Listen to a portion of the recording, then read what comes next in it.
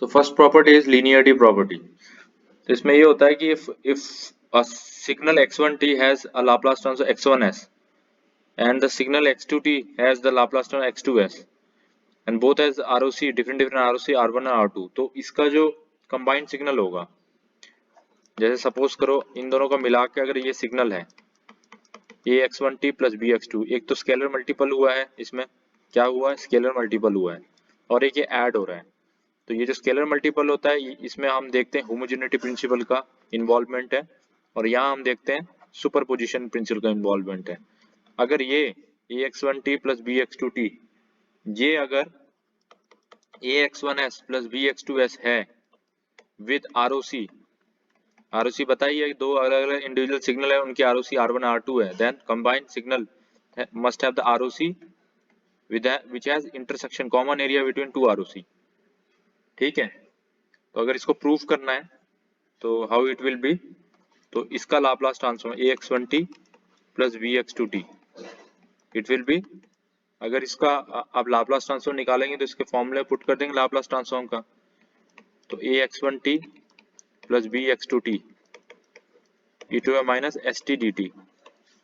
अगर इसको इसके साथ मल्टीप्लाई करेंगे एक को, तो ये it will B a is independent of t, so I can write it outside xt x1t e to minus st dt plus b integration of x2t e to minus st dt।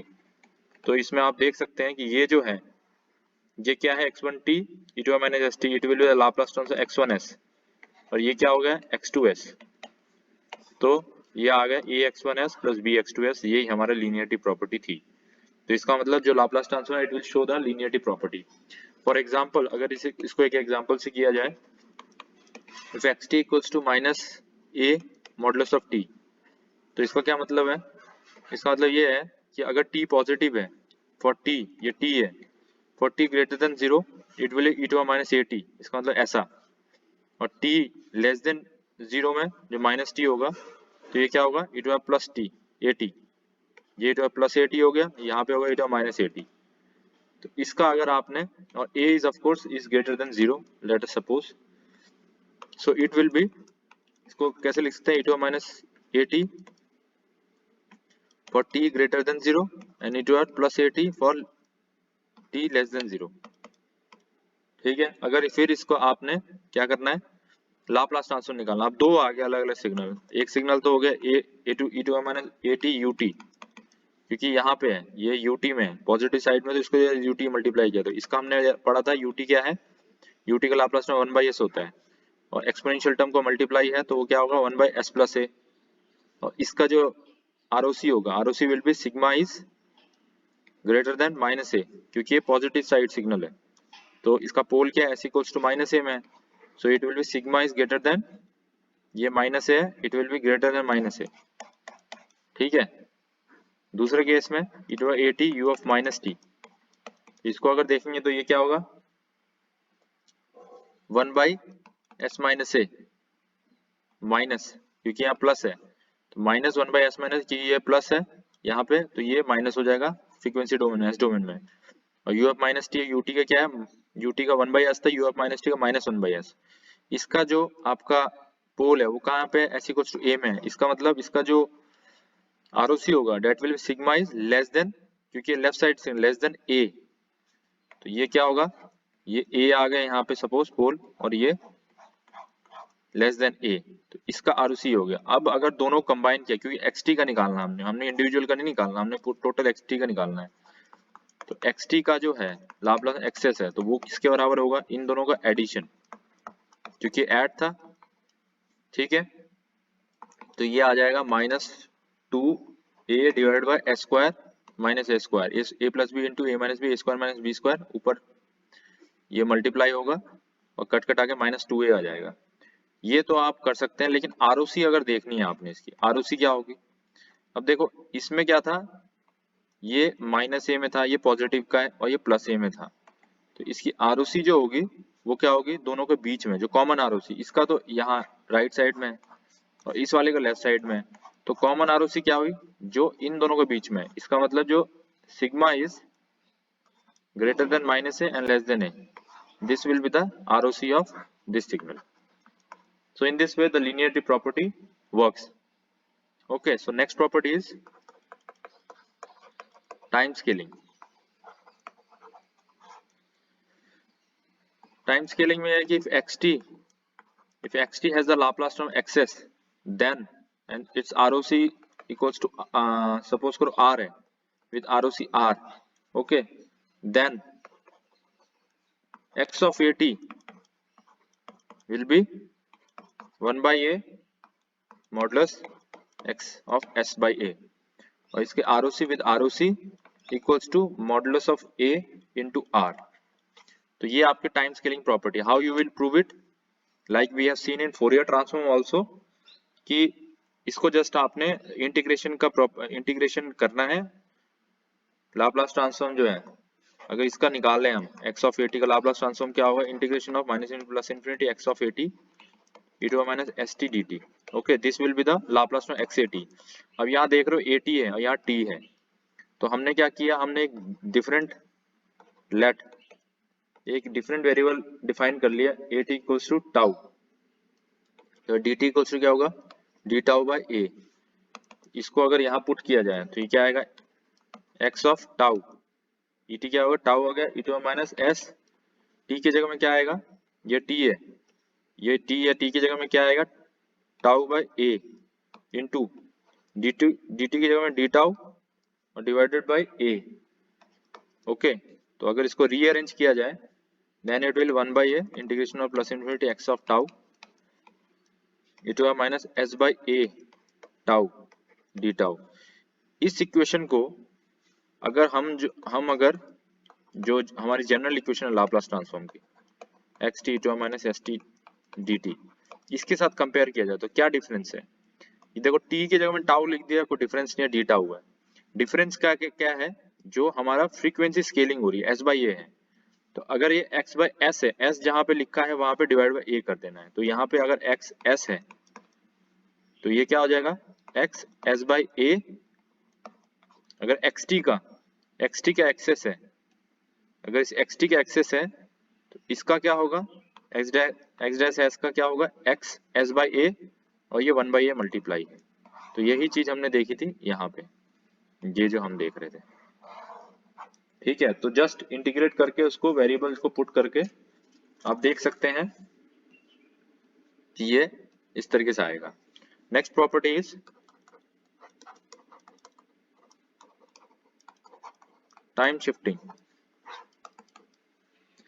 Time shifting says that if there is a shifting in time domain, then how it will represent in Laplace transform.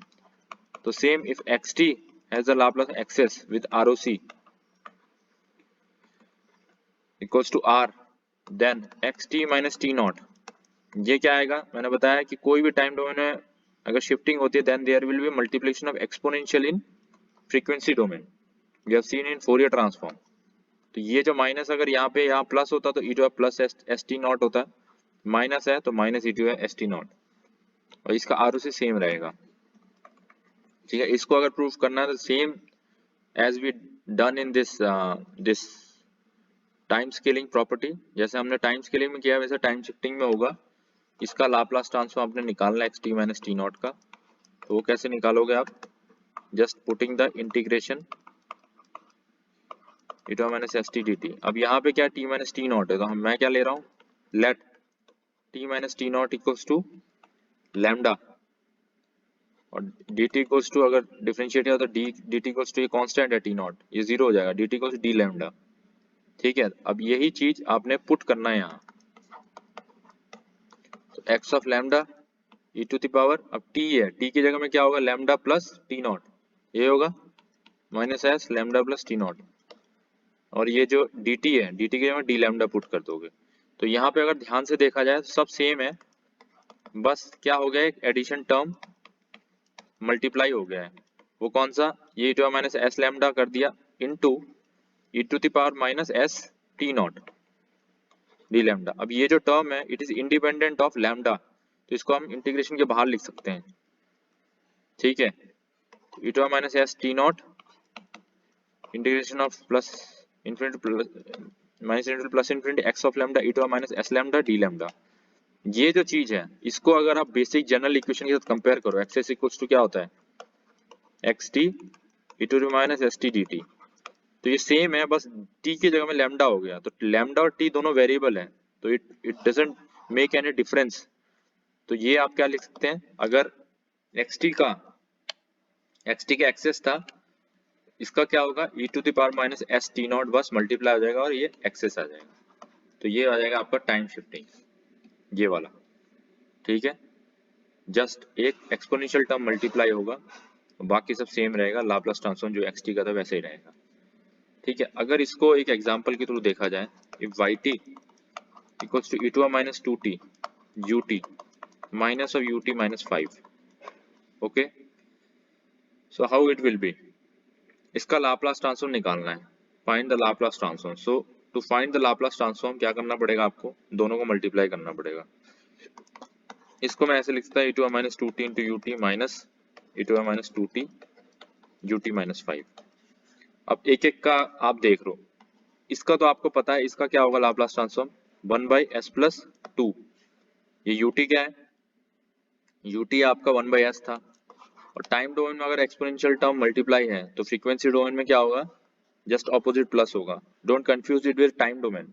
Time domain में जो जो जितनी जैसे shifting होगी minus t not, उसी value का exponential term multiply होगा, ये माइनस होगा यहाँ पे अगर ये माइनस है। लेकिन फ्रीक्वेंसी शिफ्टिंग में that will come later in this property, that अगर ये एक्सपोनेंशियल टर्म अगर मल्टीप्लाई है टाइम डोमेन में और ये माइनस है, देन फ्रीक्वेंसी डोमेन प्लस होगा ये।